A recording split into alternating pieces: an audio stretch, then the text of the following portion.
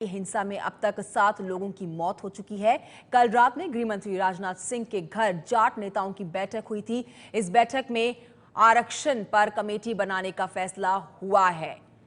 आरक्षण को लेकर हो रही हिंसा में अब तक 7 लोगों की जान गई है और कई लोग हैं जो घायल हुए हैं, जिसमें सीआरपीएफ के जवान भी शामिल हैं। हरियाणा के 6 जिलों में कर्फ्यू लगा हुआ है। इस समय रोहतक, जींद, सोनीपत, भिवानी, झज्जर में कर्फ्यू लगा हुआ है। प्रभावित जिलों में सेना ने मोर्चा संभाल रखा है, लेकिन मोर्चा संभालने के बाद भी जाटों ने अपना आंदोलन बदस्तूर जारी रखा हुआ है।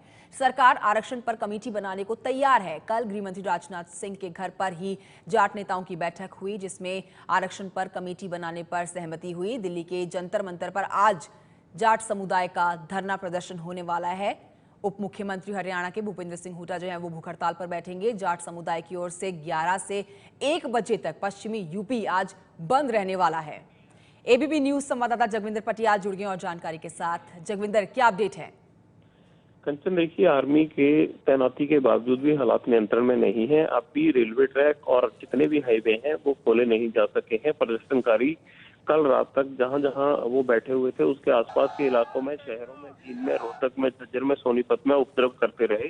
गोहाना में कल रात तक भी जब बस स्टैंड कल दिन में फूंक दिया गया था, रात तक भी सेना नहीं पहुंच पाई थी। बड़ा सवाल ये भी बना हुआ है कि आखिरकार सेना के हवाले किए जाने के बावजूद क्यों प्रदर्शनकारी नियंत्रण में नहीं आ रहे हैं। माना आज ये जा रहा है कि जो प्रदर्शनकारियों के जो नेता लोग हैं उनसे बातचीत का सिलसिला जारी है। हरियाणा सरकार ऑर्डिनेंस लाने पर भी कल रात विचार कर चुकी है, लेकिन फिलहाल उन्होंने कानूनी सलाह लेने के बाद अपना कदम पीछे खींचा है। और केंद्र सरकार और राज्य सरकार, अब नजरें प्रदर्शनकारियों की इन दोनों तरफ बनी हुई है, लेकिन दोनों ही सरकारों पर, चाहे वो केंद्र सरकार हो राज्य सरकार हो, इन दोनों पर प्रदर्शन और आगजनी के बाद भारी दबाव है। और ऐसा माना जा रहा है कि इनकी मांग तो मान ली गई है, लेकिन इस मांग को मानने के बाद प्रदर्शनकारियों को यकीन कैसा दिलाया जाए, इस पर विचार चल रहा है।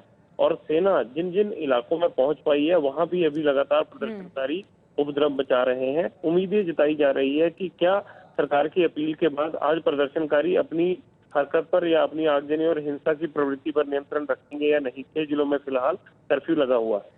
जगविंदर पटियाल, शुक्रिया आपका जानकारी देने के लिए। आप नजर बनाए रखिए, आपसे आगे भी जानकारी लेंगे। लेकिन बड़ी सी अजीब सी ही बात है कि सेना की तैनाती के बाद भी जाट आंदोलनकारियों ने प्रदर्शन जारी कर रखा है। लेकिन बस अब यही सोचा जा सकता है कि ये जो आज का प्रदर्शन है ये हिंसक रूप ना ले।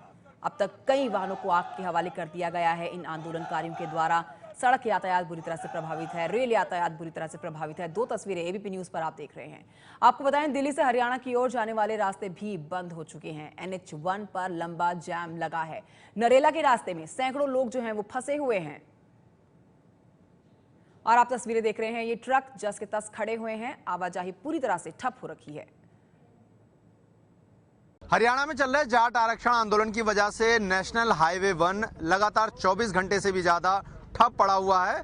इस समय दिल्ली बॉर्डर पर हम मौजूद है और यहाँ पर तकरीबन 24 घंटे से ज्यादा लोग सड़कों पर मौजूद हैं। जितने भी लोग यहाँ से करनाल, सोनीपत या पानीपत जाने वाले हैं वो अपने परिवार समेत बसों में, गाड़ियों में रात भर उन्होंने ऐसे ही बिताई है। और ऐसे में कई सारी दिक्कतों का लोगों को सामना करना पड़ रहा है। लेकिन पुलिस ने आगे एहतियातन जाने से मना कर दिया है, क्योंकि कुछ प्रदर्शनकारी रात भर सड़कों पर मौजूद रहे और कुछ लोगों को नुकसान भी पहुंचा है। ऐसे में पुलिस चाहती है कि लोग यहां से अभी आगे ना जाएं। हालांकि अभी सेना भी उतर चुकी है और सोनीपत में धारा 144 भी लागू है, लेकिन सुरक्षा की दृष्टि से अभी ये माना जा रहा है कि आगे जाना उचित नहीं होगा। और तमाम सारे लोग यहाँ पर मौजूद हैं जो तकरीबन कल सुबह से यहाँ पर मौजूद हैं। कल सुबह 8 बजे के करीब का यहाँ फंसा हुआ हूँ और सारी रात ऐसे जाके बिताई है। और हमारे घर पहुंचाया जाए, हमारे को और कुछ नहीं चाहिए, ना जाटों से चाहिए ना सरकार से चाहिए। रात में क्या क्या बहुत दिक्कतें आई होंगी आप लोग? बहुत दिक्कत आई है। कल खाना भी बस ऐसे ही खाया।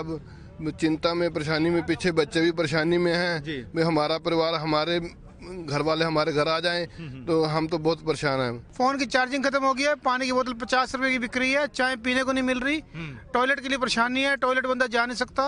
और इनकी सत्ता की लड़ाई के बीच में आम जनता बेमतलब की पिस रही है। लेडीज के साथ कितनी ज्यादा परेशानी है और क्या करें, अब बच्चा भी, तबीयत भी ठीक नहीं है, अगर रास्ता भी जाम किया हुआ है। आम पब्लिक को परेशान करने से कभी प्रॉब्लम्स थोड़ी सॉल्व होती हैं।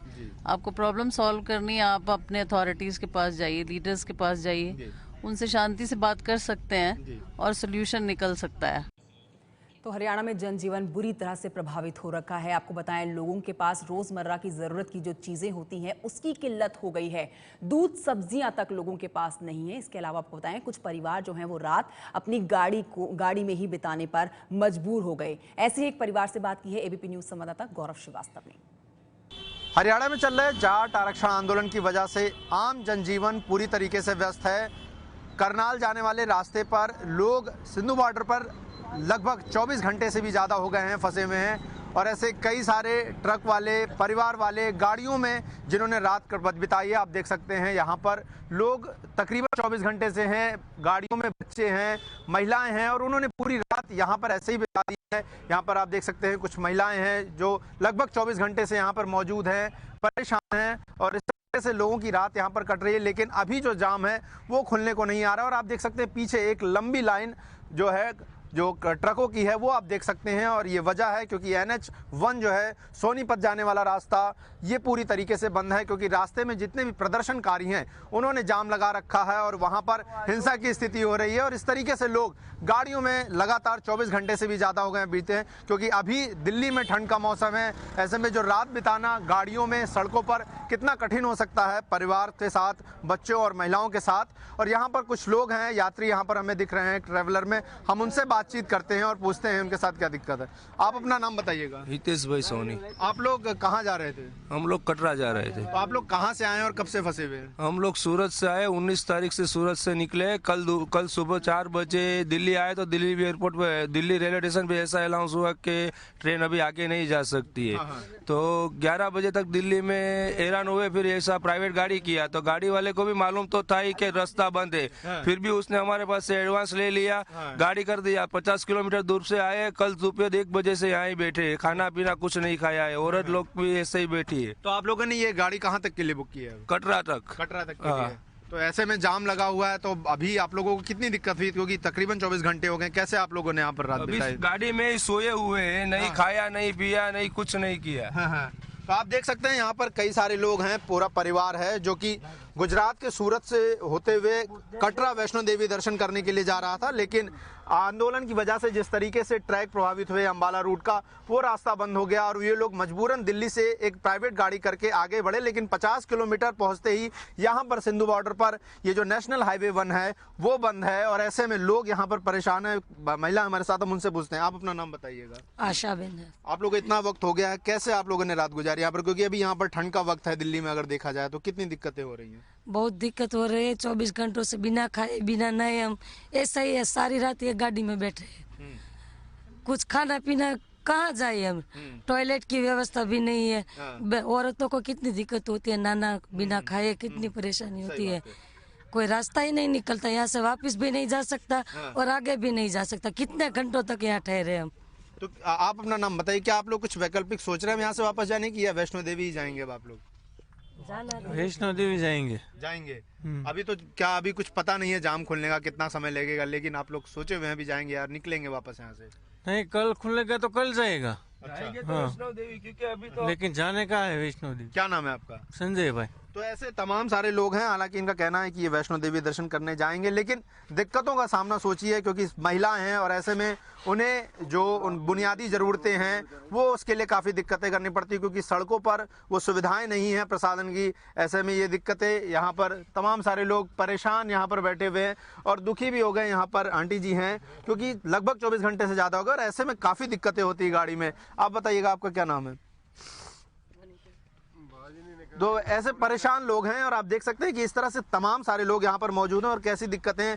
ऐसे में सरकार को कहीं ना कहीं सोचना होगा कि जल्द से जल्द इन रास्तों को खुलवाए और लोग जहाँ जाना चाहते हैं, क्योंकि ऐसे में कई सारे लोग बीमार भी फंसे हुए होंगे और कई सारे लोग अपनी ज़रूरत के काम पे जा रहे होंगे और उनको कितनी दिक्कतें आ रही होंगी। हालांकि अभी रास्ते खुलने का कोई आसार नहीं दिख रहा है, क्योंकि अभी जो पुलिस ने हमें जानकारी दी उसके मुताबिक सोनीपत के पास प्रदर्शनकारी अभी भी जुटे हुए हैं, हंगामा कर रहे हैं और लोगों के साथ तोड़फोड़ भी कर रहे हैं। ऐसे में ये रास्ता सुरक्षित नहीं है और जब तक स्थितियां सामान्य नहीं हो जाती ये हाईवे नहीं खुलेगा।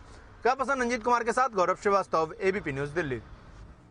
तो ये वो लोग जो हरियाणा के रास्ते आगे के राज्यों में जाने वाले थे और एक पूरी बस जो मां वैष्णो देवी के दर्शन के लिए जा रही थी, लेकिन जाट आंदोलनकारियों की वजह से बीती रात बस में ही बिताई और कई परिवारों ने बीती रात अपनी कारों में बिताई है। लोगों को बहुत ज्यादा दिक्कत हो रही है। NH1, NH10 पूरी तरह से ठप पड़ा हुआ है। ट्रक जस के तस अपनी जगहों पर खड़े हुए हैं। आवाजाही पूरी तरह से ठप हो गई है। रेल यातायात भी पूरी तरह से ठप पड़ा है। आपको बताएं 800 से ज्यादा ट्रेनें हैं जो बंद हुई हैं, जो रद्द कर दी गई हैं कल से।